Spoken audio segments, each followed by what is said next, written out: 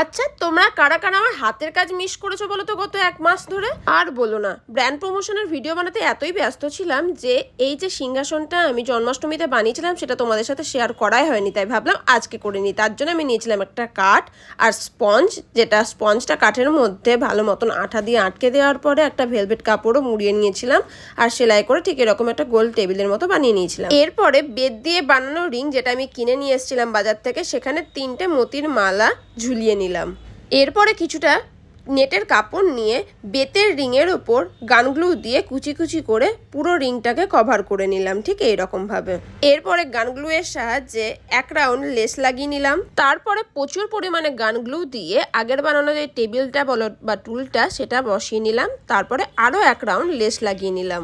এরপরে যে মতি লাগানো বেতের রিংটা বানিয়েছিলাম সেটা অ্যাটাচ করে নিলাম লম্বাভাবে, যেটা আমাদের ব্যাকগ্রাউন্ডের কাজ করবে। আর তার ওপরে আবার সেই নেট লাগিয়ে ভালো করে কুচি করে বেঁধে সেটাও পেছনটা আটকে নিলাম এরকম ভাবে। সামনের দিকে কিছু থার্মোকলের ফ্লাওয়ারও পেস্ট করে নিলাম। শুধু এখানেই শেষ না, এরপরে ময়ূরের পালক আটকে নেব আর ময়ূরের পালক লাগানোর পরে বাকি অংশগুলোতেও সেই থার্মোকলের ফ্লাওয়ারগুলো আবার পেস্ট করে নিলাম। ব্যাস, এইভাবেই তৈরি হয়ে গেল ছোট্ট গোপুসোনার ছোট্ট সিংহাসন।